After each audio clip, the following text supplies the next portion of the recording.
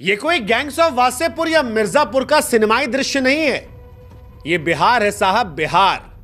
वो बिहार जहां असल जिंदगी में अपराध की ऐसी खौफनाक सीरीज चल रही है कि बड़े बड़े ओटीटी प्लेटफॉर्म वाले भी इन दिनों बिहार को देखकर शर्म से शर्मसार हो जाए। पटना के पारस अस्पताल में जो कुछ हुआ वो किसी क्राइम थ्रिलर से कम नहीं था।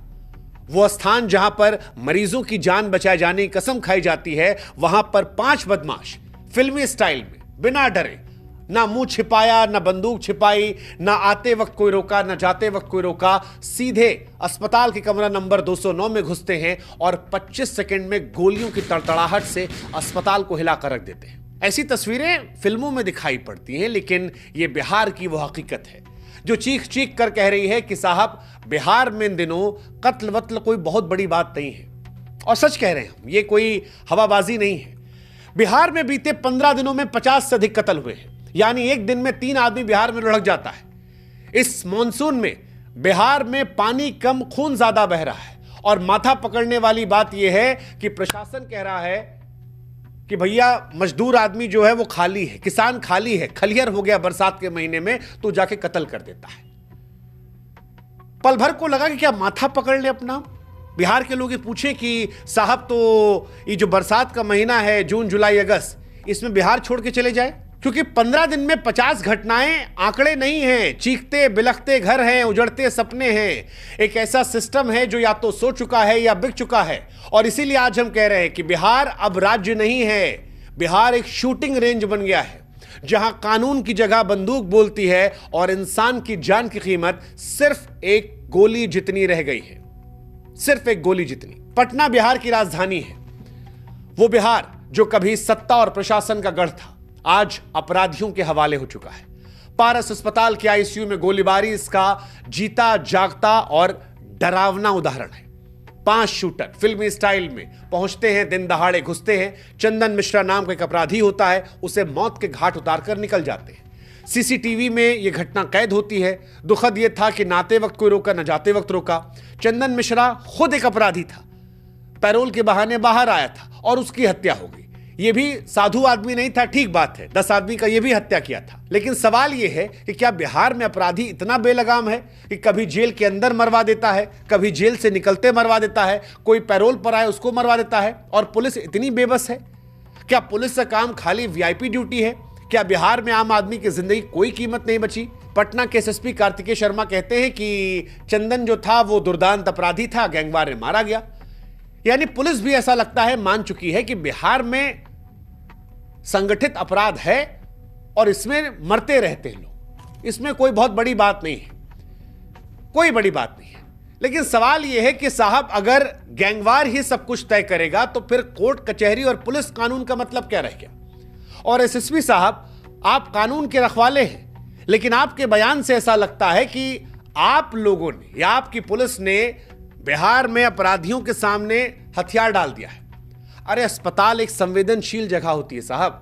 गोलीबारी और पुलिस की चुप्पी जो है वो दर्शा रही है कि बिहार में सिस्टम दम तोड़ रहा है। खैर, ये तो एक कहानी है। इसके आगे एक ऐसा बयान सामने आया एडीजी साहब की तरफ से जिसको पकड़कर आप माथा पकड़ लेंगे। बिहार के एडीजी हेडक्वार्टर कुंदन कृष्णन, उन्होंने हद पार कर दी। वो कह रहे हैं कि भाई साहब, मई और जून के महीने में बिहार में किसान के पास काम नहीं होता, इसलिए बिहार में आपराधिक घटनाएं बढ़ जाती हैं।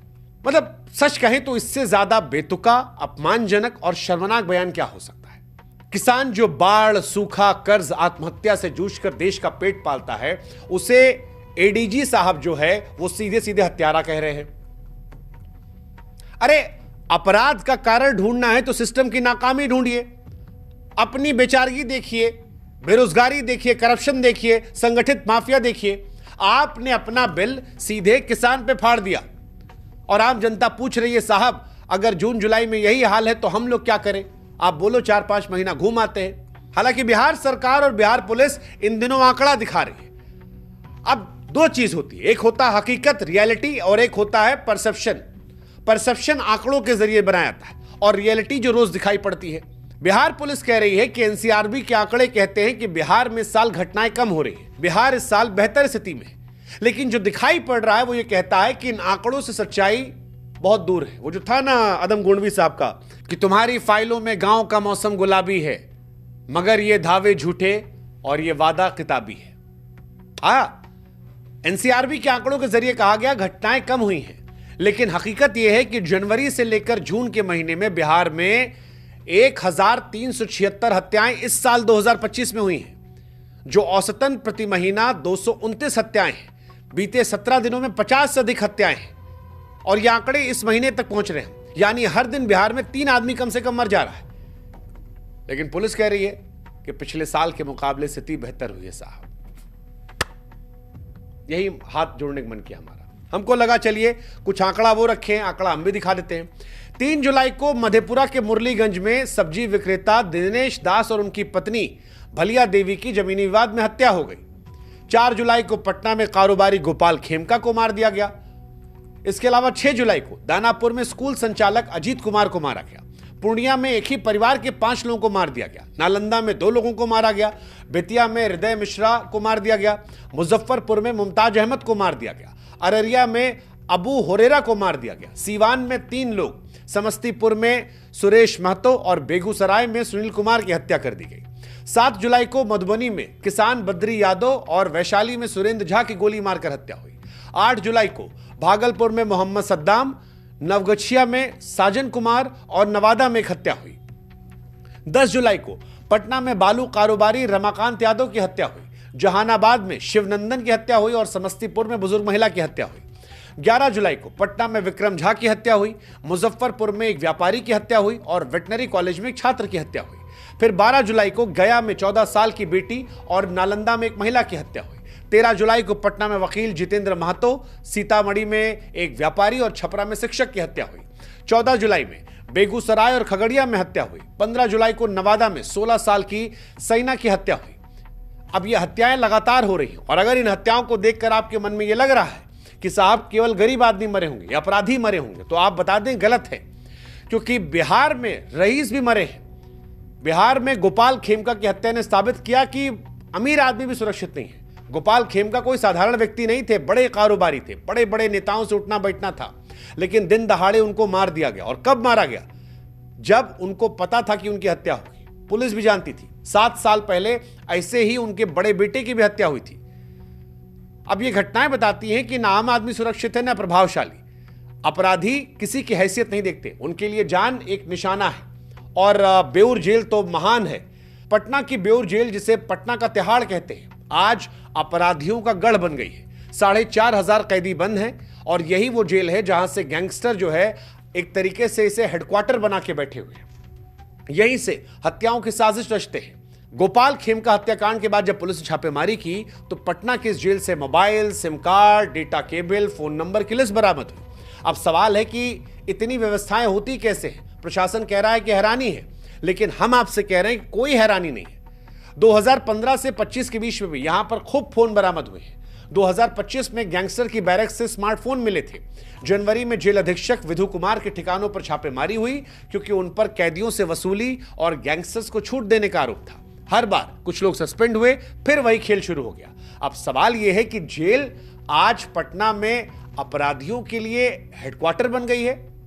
हालांकि ये देश के अलग अलग जेलों का भी हाल है। और अगर आपके मन में सवाल है कि ये सब कैसे होता है, रैकेट, तो भी हम बता देते हैं। क्योंकि अगर आपको ये लग रहा है गैंगस्टर से पैसा आता कहां से, वो तो जेल में रहते हैं, तो हम आपको बता दें कि अपराधी बड़े बड़े व्यापारियों, उद्योगपतियों को धमकी देकर पैसा ऐंठते हैं और जो इनकार करता है उसे ठोक देते हैं।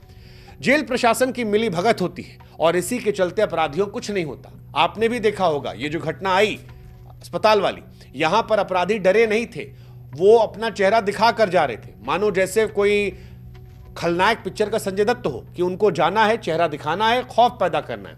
इसके जरिए उनका प्रचार प्रसार होता है और पुलिस प्रशासन इनको शह देती है। शह देने का असर है कि वो जेल के अंदर भी सुरक्षित होते हैं, जेल के बाहर भी। और कई बार जब जेल के बाहर असुरक्षित होते हैं तो वो जानबूझ के जेल के अंदर जाते हैं ताकि सुरक्षा अंदर मिल जाए। जेल में गैंग्स का निर्माण सोची समझी रणनीति के तहत है। जब कोई नया कैदी आता है, डरता है, तो गैंगस्टर प्रभाव में लेते हैं, कांस्टेबल को पैसा देते हैं, उससे काम करवाते हैं और फिर उसे लगता है कि यही बड़ा आदमी है। फिर यहीं से गैंगस्टर नेता बन जाते हैं और उन नेता को हमारा वोट देते हैं। कई सारे ऐसे हैं जो जेल से निकलकर विधायक, सांसद, मंत्री बने हैं। पिछले लोकसभा चुनाव में हमारे देश के 46% सांसद दागी थे, 31 पर हत्या, बलात्कार, किडनैपिंग जैसे मामले थे। अब सवाल बड़ा स्पष्ट है कि जब नेताजी खुद जेल से आ रहे हैं तो जेल की स्थिति में सुधार कैसे होगी।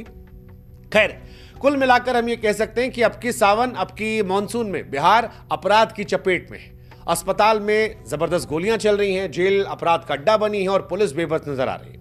एनसीआरबी के आंकड़ों के जरिए भले ही अपराध की कमी का दावा किया जाए, लेकिन हकीकत यही है कि बिहार में हर दिन खून बह रहा है। सिस्टम नाकाम है, भ्रष्टाचार चरम पर है और सियासी चुप्पी ने बिहार को एक ऐसी शूटिंग रेंज में तब्दील कर दिया है जहां इंसान की जान की कीमत एक गोली से ज्यादा नहीं। अगर अस्पताल में किसी इंसान को गोली लग रही है तो इंसाफ की उम्मीद कहां हो। और अगर पुलिस खुदे हार मान ले और कह दे कि बरसात के महीने में तो घटना होती रहती है, तो सवाल है कि जनता जाए तो जाए कहां। माथा पकड़ ले या सवाल पूछ ले। हमने पूछा, आप भी पूछ लो।